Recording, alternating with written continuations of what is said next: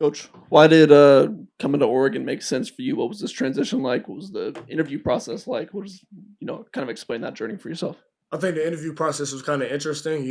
I knew Drew Manager actually coached me at Rutgers when I was a player, and me and Rashad Samples have known each other for a couple of years. He was in LA while I was in New England in the NFL, so I had two connects on the staff already. Did not really have a previous relationship with Coach Lanning, but I knew a lot of people who did know him, and he's just somebody who I've kind of watched from afar from his time at Georgia, from his time as the head coach here at Oregon. It was a great ascending program. Just you see the trajectory. Like they won the Holiday Bowl first year, went 10-3, then they went 12-2, and then last year won the Big Ten championship, go 13-0. And I just saw the young talent within the wide receiver room and just the talent on the roster overall in general. So it made it very attractive. And luckily, I got an interview. Once I kind of got the interview, I knew that nobody was going to beat me out. So I'm just thankful that Coach Lanning gave me the opportunity and bet on me. So I'm going to prove him right.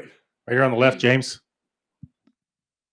People can look at the statistics and certainly see the impact that you helped have at Syracuse last season.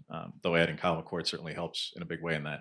How would you describe the impact that you had both in what you inherited in the room, guys you brought in who had big impacts, guys you inherited who hadn't had the kind of seasons they had until you showed up, and how do you try to replicate that here? No, definitely proud of what we were able to accomplish at Syracuse. You just look at the kids we had in the room. Kyle McCord, he kind of got dumped to the wayside at Ohio State after they lost to Michigan. And he was a guy who kind of went through the transfer portal process and didn't really have a home. And he had a home at Syracuse. And then the guys who I inherited in my room, it was a bunch of guys who were counted out, doubted, underappreciated, and really didn't have career statistics like Jackson Meeks when he first he spent 3 years at Georgia. He had like 10 catches, 132 yards. Trevor Pena was at Rutgers, or not Rutgers. He was at Syracuse for 4 years, had 20 catches, 270 yards or something like that. But those guys, they stayed down, they trusted the plan, they put the work in, and it was a long process. But at the end of the day, those guys were truly bought in. They got better every single day, and we were able to have the best pass offense in the country. And I just hope to replicate that here. It's again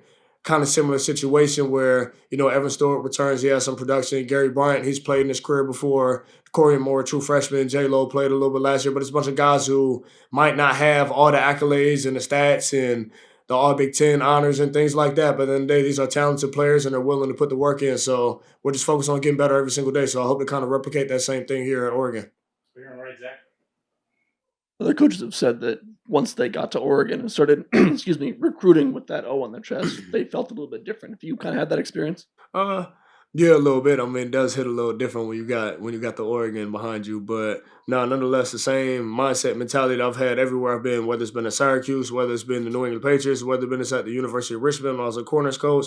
I mean, the same mindset, same mentality. I'm gonna come to work every single day, bring positive energy to the building, and give my all every single day I step in this building to the coaching staff and to the players. So that ain't gonna change regardless of what logo I have on. Back left, Matt.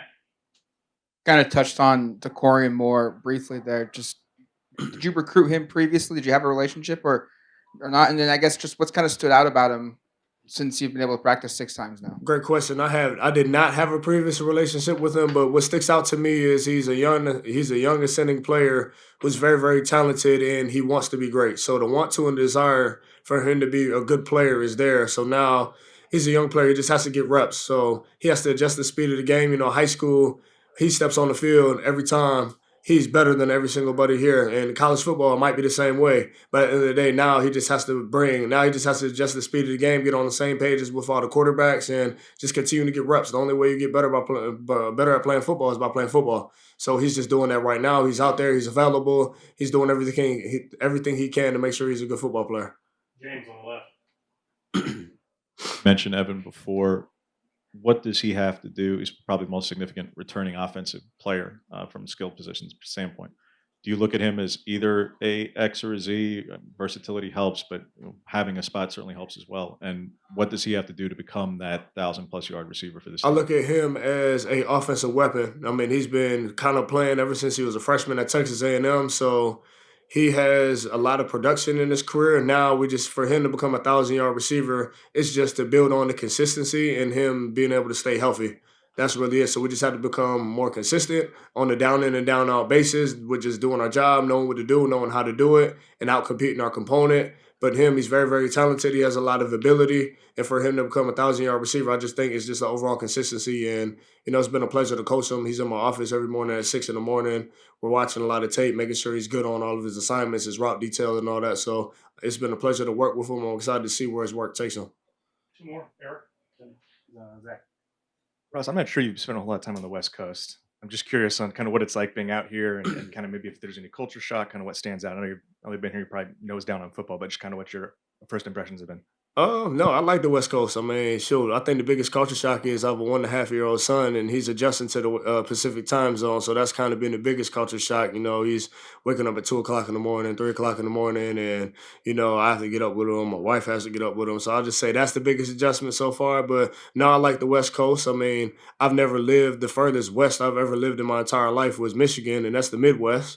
So no, I like it out here. I think it's beautiful. I love the energy out here. I think this is a great football program, a great university, great people. Everyone I've met has been very welcoming and very pleasant. So no, I've enjoyed my experience so far. So, I'm from Ohio, so me coming all the way out here, no, I like it out here. It feels like home. Last question, Zach. Junior Adams, very well respected coach. Mhm. What's it like, kind of being the next guy? Like, how do you fill those shoes? How do you deal with the pressure that comes with that? Yeah, Junior everywhere he's been, not just Oregon. I know he was at Oregon, he was at Washington. Everywhere he's been, he's kind of recruited at a high level and coached at a high level. So, big hats off and big respect to him. And he's going to do a heck of a job with the Dallas Cowboys. He has some good pieces to work with, good quarterback. And I'm excited to see what he does with the Dallas Cowboys. But I'm just sure.